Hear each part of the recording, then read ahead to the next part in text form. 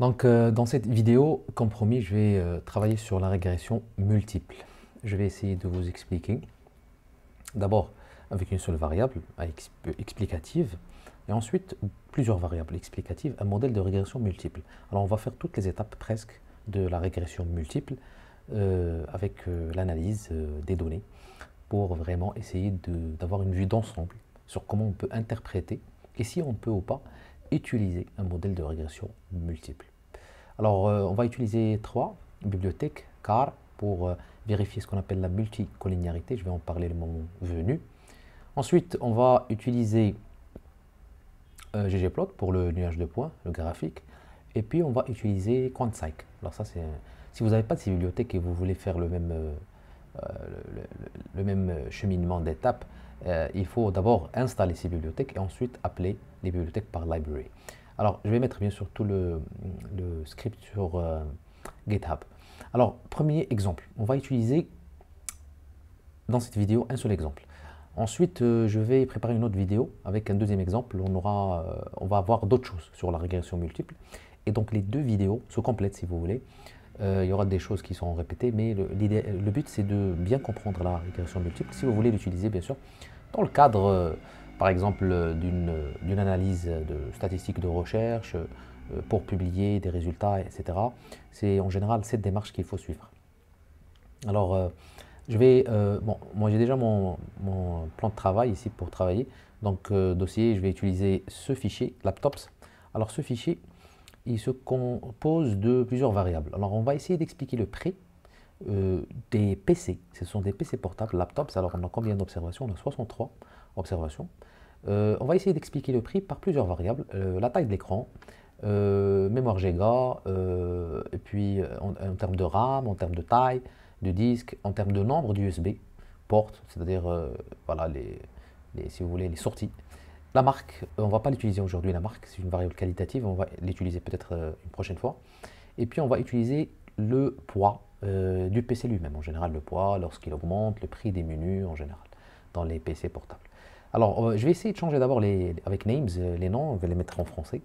Je vérifie, alors voilà, prix, taille, RAM, disque, port, marque, ça c'est facile. Alors, je vais faire head. En général, si vous avez plusieurs variables, toujours il faut utiliser cette fonction head. Head, c'est la tête. Ça veut dire qu'il va vous donner les 6 premières observations.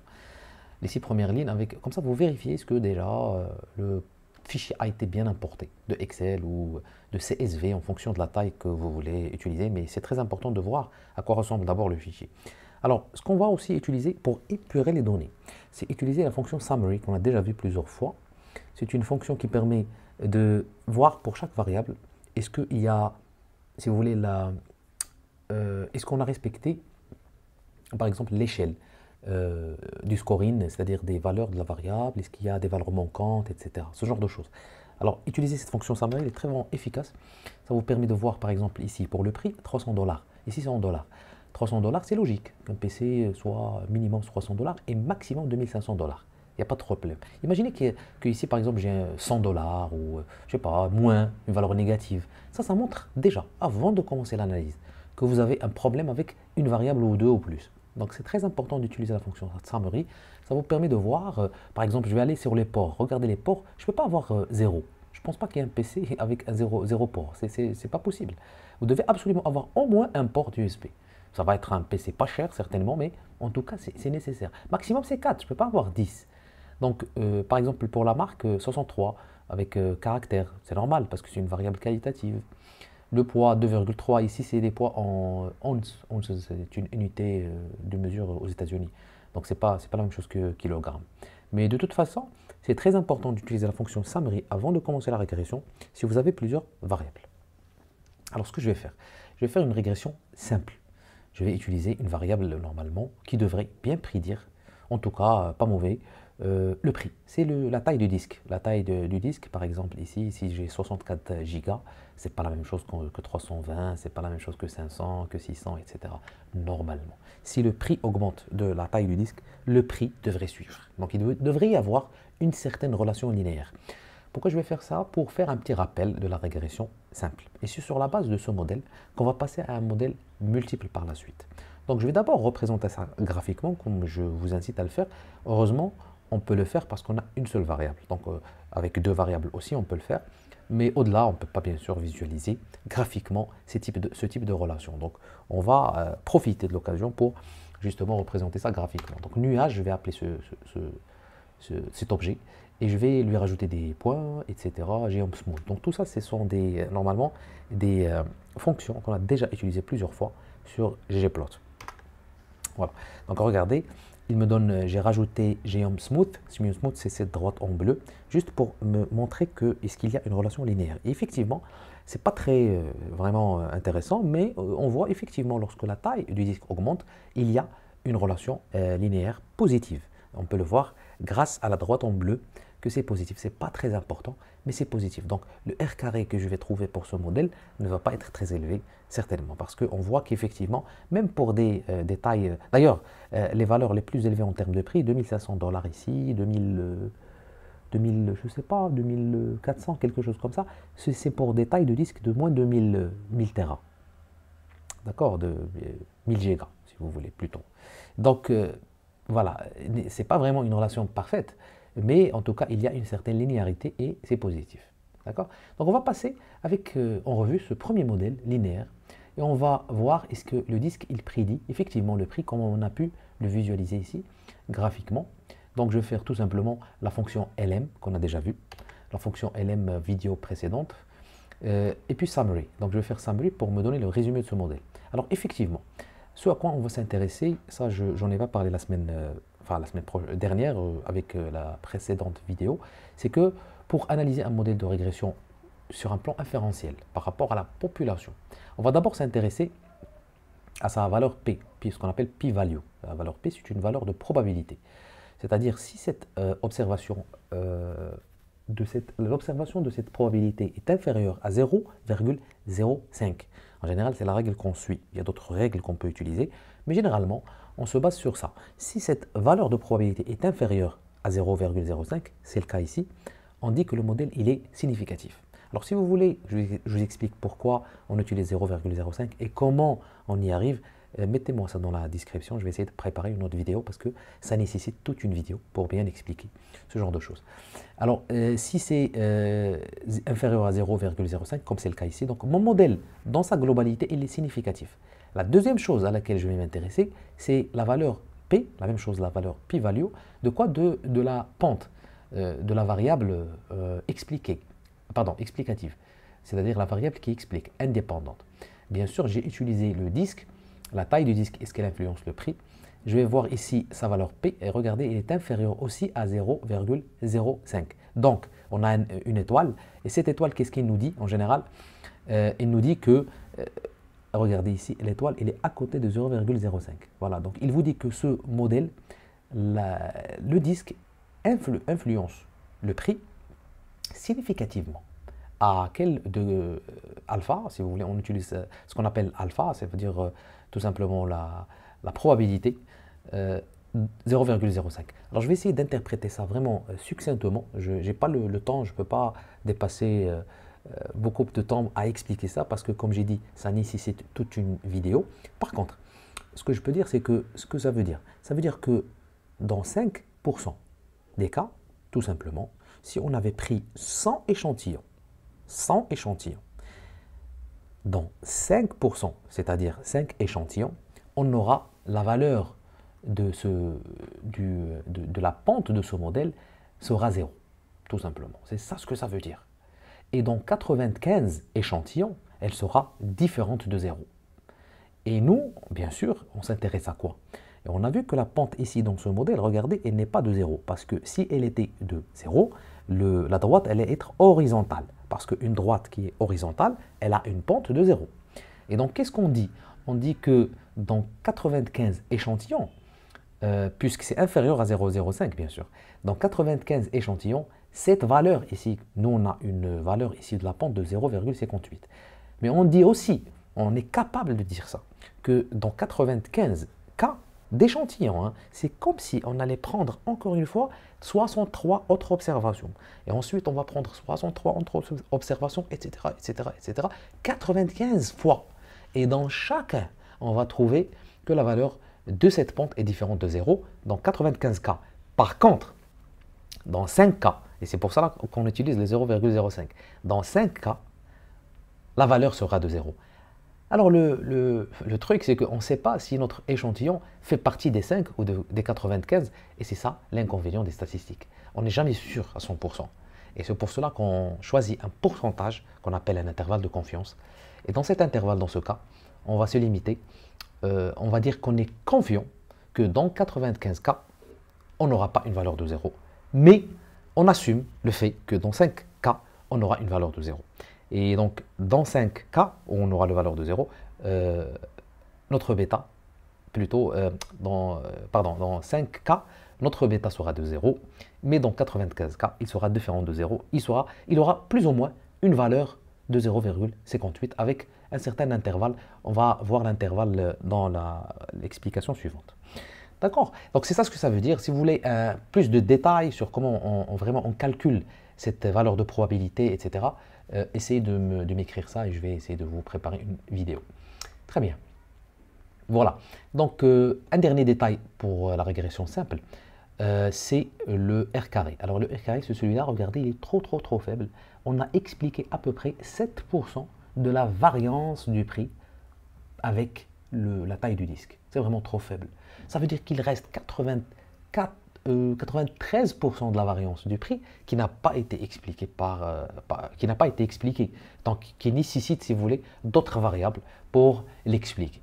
Voilà, c'est ça ce que ça veut dire. Alors, si on prend cette valeur, puisque c'est le R carré, j'ai déjà expliqué ça dans la vidéo précédente. Le R carré, c'est quoi? Si vous voulez, revenez à la vidéo pour bien comprendre le sens du R carré. Alors, si on fait la racine carrée de ça, c'est square root, hein, c'est SQRT, qu'est-ce qu'on va obtenir? On va obtenir tout simplement R, le coefficient de corrélation. 0,26, c'est le coefficient de corrélation entre quoi et quoi? Entre le prix et le disque. Pourquoi? Parce qu'on a deux variables. Ce que ça veut dire, c'est que si vous avez un modèle de régression simple, c'est-à-dire une seule variable qui explique, R carré, sa racine carrée, c'est tout simplement le coefficient de corrélation. Et je peux vérifier ça. Regardez, je vais mettre corps avec le prix et le disque. Et qu'est-ce que je vais obtenir? 0,2627. D'accord? Ça, ce n'est pas la même chose si on a la régression multiple. Ça n'est pas du tout la même chose. Par contre, dans la régression simple, c'est exactement, on peut, si vous voulez, utiliser la racine carrée de R carré pour calculer R. Très bien. On a terminé avec la régression linéaire simple. On va passer au modèle linéaire multiple. Alors, le modèle linéaire multiple, ce que je vais faire, c'est que, bon, ça ne sert à rien, je vais supprimer ça, parce qu'on ne va pas utiliser la marque. Alors, ce que je vais faire, c'est que je vais essayer de prédire le prix en fonction du disque. Pourquoi? Parce que regardez, le disque, normalement, il était significatif. Rappelez-vous, sa valeur P était inférieure à 0,05. Je vais essayer de rajouter la taille, les autres variables. Alors, les autres variables dans le modèle, je vais cliquer ici sur Données. Regardez, je vais essayer de rajouter la taille, RAM, disque, c'était, oui, déjà, oui. Et puis, je vais essayer de rajouter les ports et le poids. La marque, non, on a dit parce que c'est une variable qualitative, même si on peut bien sûr utiliser les variables qualitatives dans les modèles de régression. C'est ça la force du modèle de régression, ce qu'on appelle des moindres carrés. Mais on va le faire dans une autre vidéo. Comme ça, on évite de trop, on va dire, détailler les choses. Et donc, voilà, je vais essayer de rajouter toutes les variables, tout simplement. Je vais mettre ma base de données et puis je vais faire summary. Alors regardez, vraiment, cette R, il est très pratique. Vous ne faites rien du tout, vous faites que rajouter les autres variables en vrac, vous les mettez. Voilà, c'est-à-dire qu'on va les faire entrer, on appelle ça c'est-à-dire une entrée forcée. On va mettre les variables en même temps, on ne va pas faire par étapes, d'accord, ce qu'on appelle stepwise.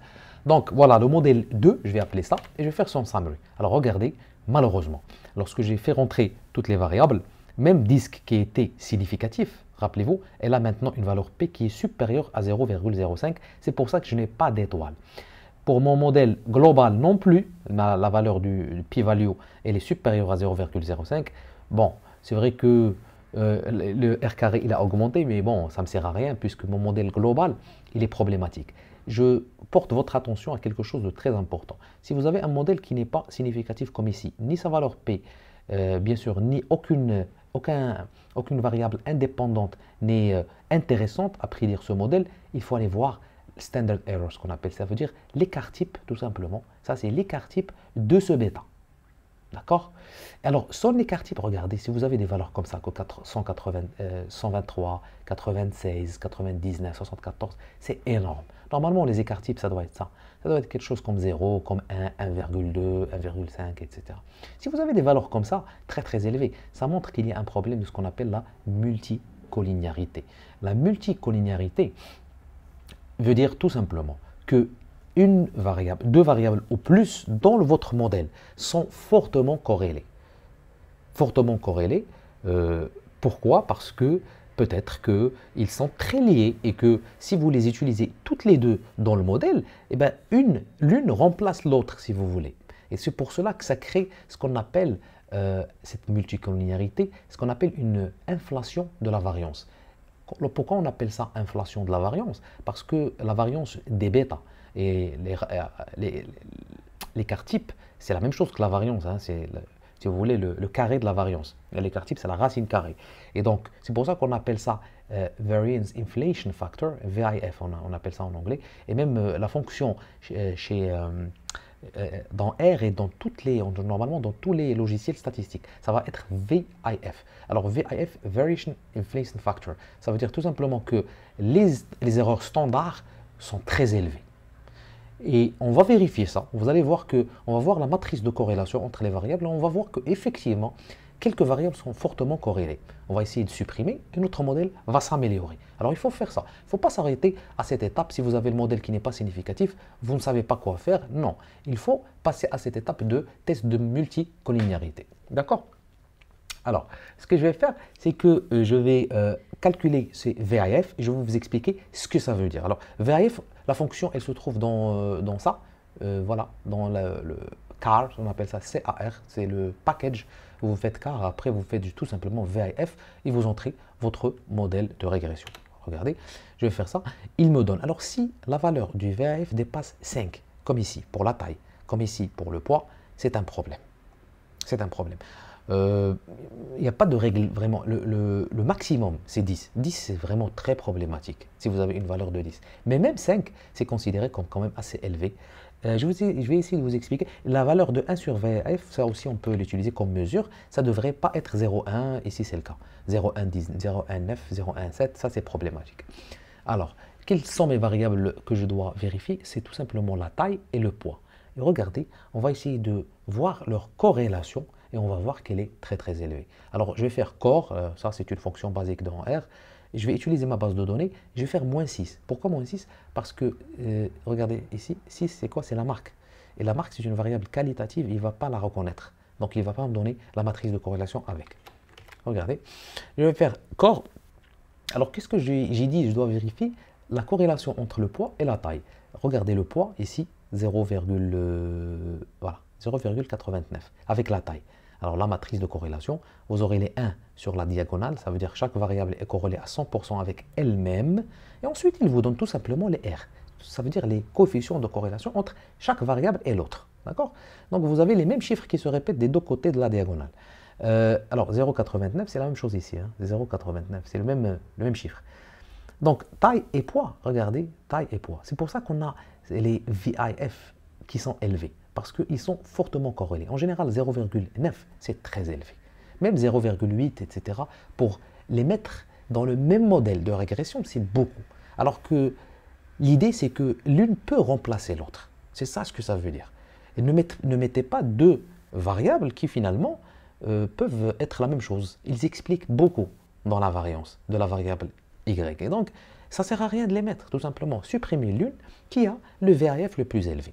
Le VIF le plus élevé, c'est la taille. Regardez, 5,7, ici c'est 5,2. On va essayer de supprimer la taille et on va voir si le modèle va s'améliorer. Alors, avant de faire ça, si, on va faire ça directement. Alors, j'ai supprimé le poids. Non, pas du tout. Je vais essayer de vous expliquer d'où vient le VIF. Très important si vous voulez bien comprendre le sens du VIF, ne jamais l'oublier.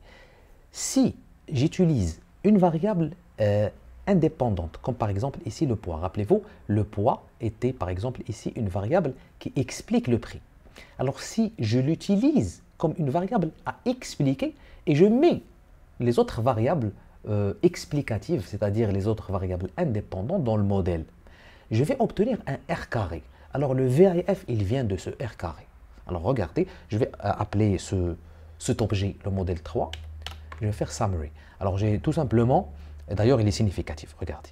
Regardez ici 3 étoiles à côté de la taille. Ça veut dire que la taille, elle prédit parfaitement le poids. Regardez le R carré, il est de 0,8. Il est proche de 1. Ça veut dire que j'explique 80% de la variance du poids en fonction de quoi? En fonction bien sûr de la taille principalement parce que c'est la seule qui a des 3 étoiles ici. Ça veut dire que sa valeur P elle est inférieure largement à combien? À 0,001. Ici, c'est même pas 0,05, c'est 0,001. Pourquoi? Parce que j'ai 3 étoiles. D'accord? Très bien. Regardez, je reviens ici sur la matrice de corrélation dont j'ai parlé tout à l'heure. J'ai un R et de 0,89 entre la taille et le poids. Et c'est d'où le résultat que j'ai obtenu ici.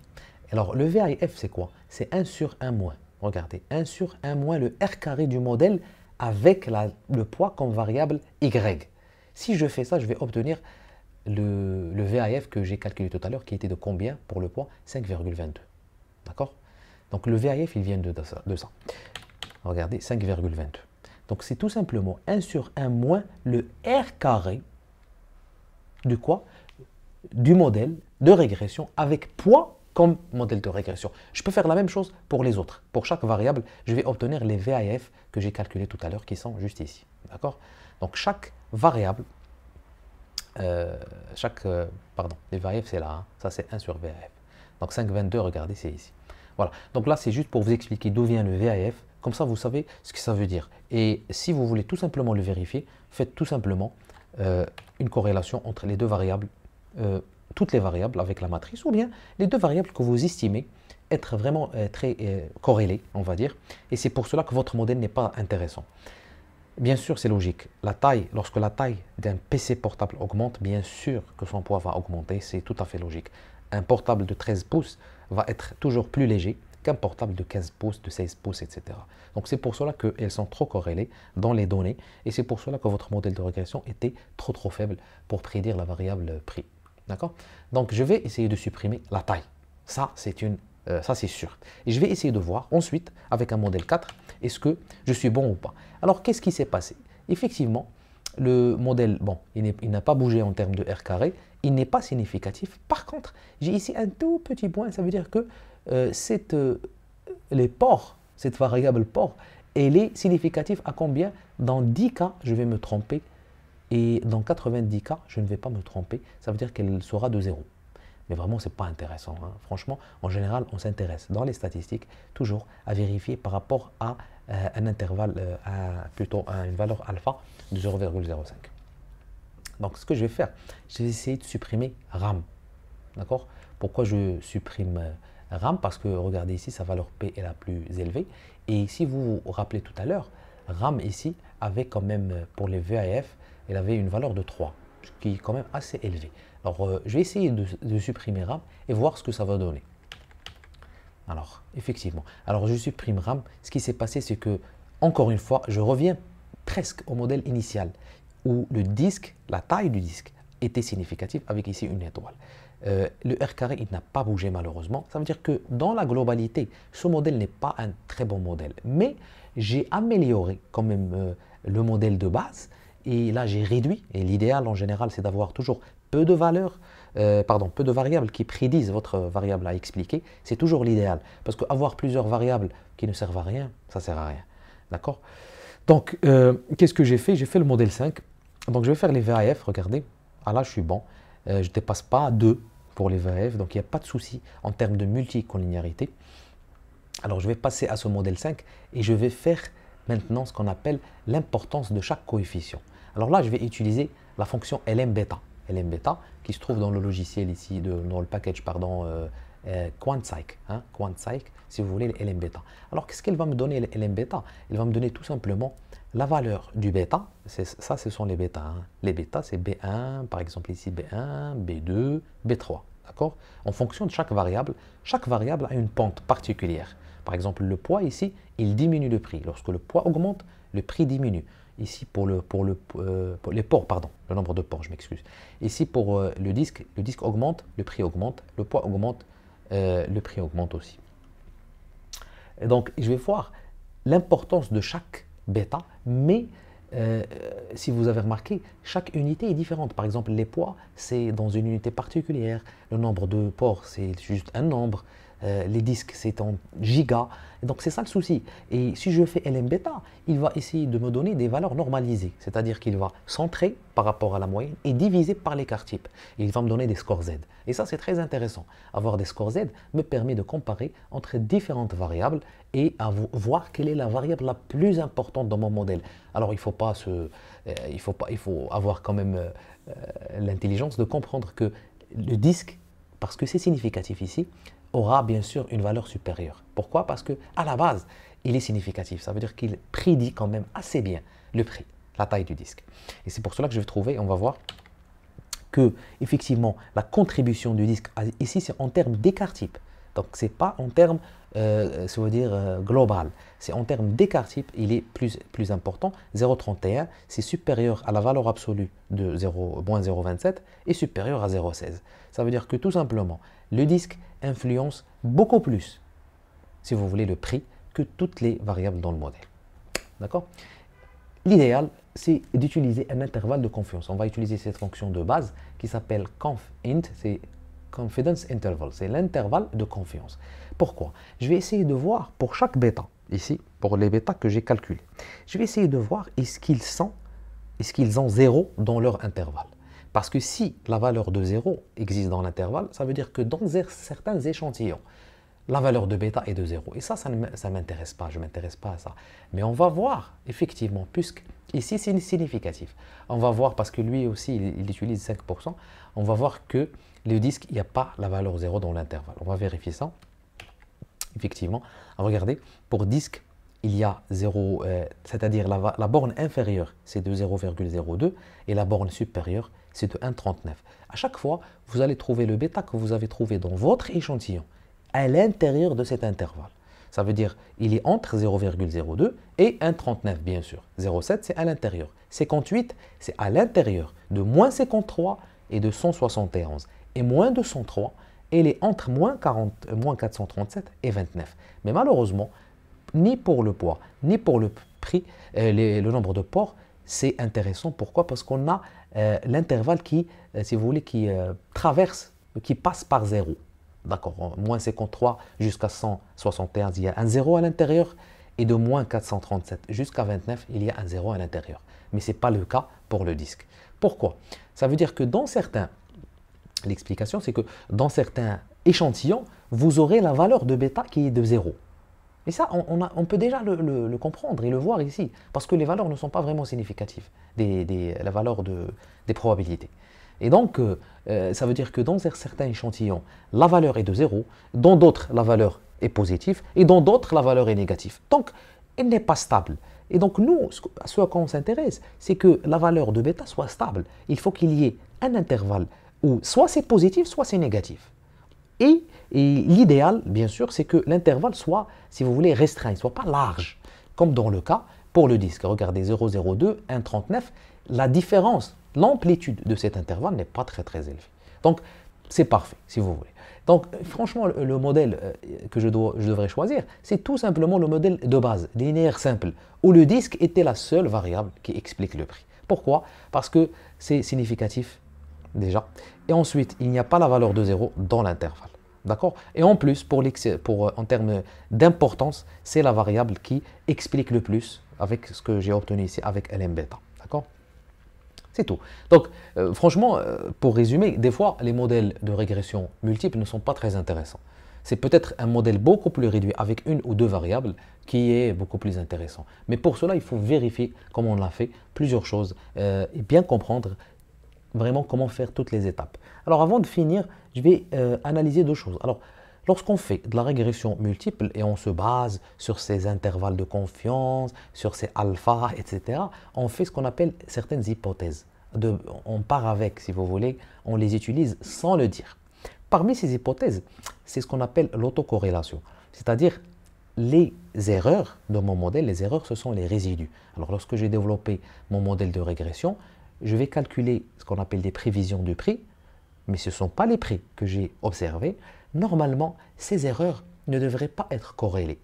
C'est-à-dire que chaque erreur ne devrait pas influencer l'erreur qui suit. C'est comme si, vous voulez, si on a ce problème, c'est comme si on a fait une étude et que les répondants, ils ont influencé l'un influencer l'autre dans ses réponses et par conséquent, les erreurs de prévision vont être corrélées. Et ça, c'est problématique dans la régression. On assume dès le départ qu'il n'y a pas d'autocorrélation, on appelle ça. On vérifie ça avec un test qui s'appelle Durbin-Watson. Ce sont les statisticiens qui l'ont créé.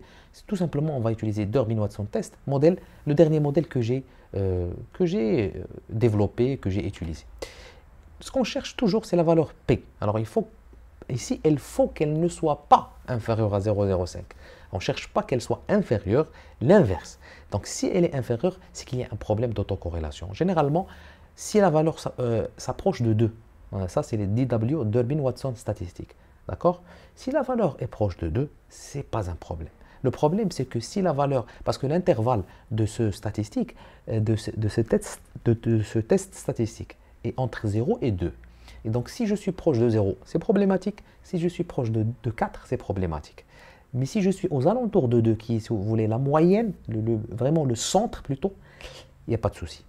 Et c'est le cas ici. D'accord? Donc, ça veut dire qu'il n'y a pas d'autocorrélation entre les erreurs de mon modèle statistique. Si vous voulez la même chose, une explication de Durbin-Watson, dites-le moi, je vais essayer de préparer une vidéo. Alors, l'analyse des résidus, c'est la dernière chose qu'on va faire avant de terminer cette vidéo. Et puis, on va faire un deuxième exemple dans une autre vidéo. Alors, c'est très important lorsqu'on fait de la régression multiple. On assume, encore une fois, comme pour l'inexistence de l'autocorrélation, c'est que les résidus suivent une loi normale. Ça veut dire tout simplement que leur distribution devrait être symétrique, aux alentours de 0, avec 0 comme centre et une symétrie des deux côtés de 0. Alors, je vais créer une variable dans ma base de données qui s'appelle résidu. Et pour la fonction de ça, c'est rStandard. Ça veut dire ici, tout simplement, les résidus standardisés, normalisés. Ça veut dire sont très réduits. Tout simplement, moins leur moyenne divisé par leur écart type. D'accord? Et je vais faire rentrer le modèle de régression. Hein, c'est vraiment très, très basique dans R. Bon, j'ai créé ma variable. Regardez ici en bas, la variable résidu. Donc, c'est tout simplement une colonne. Je peux voir ça ici. Regardez. Ce sont les résidus. Ça veut dire, à chaque fois, je vais rentrer une valeur pour RAM. Je ne sais pas, mon modèle, il n'y a pas de RAM. Donc, il y a normalement... Alors, dans mon modèle, il y a le port, il y a le poids et il y a le disque. Donc, je vais rentrer, par exemple, pour le premier, le poids. Voilà, 4,9.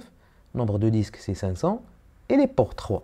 Et je vais obtenir une valeur de Y. Y chapeau. Ça va être une estimation. Et je vais faire 830 moins cette observation. C'est plutôt cette estimation. Et je vais normaliser ça. Je vais diviser par moins leur moyenne et diviser par leur écart type. Et je vais obtenir cette observation. D'accord? Donc ça, c'est les résidus. C'est très important que ces résidus soient distribués d'une manière symétrique. C'est très, très important. Et ça, c'est une condition normalement. Malheureusement, plusieurs personnes ne vérifient pas ça. Mais c'est essentiel. On va voir dans notre cas, je vais faire un histogramme pour voir. Parce que l'histogramme, c'est une variable quantitative.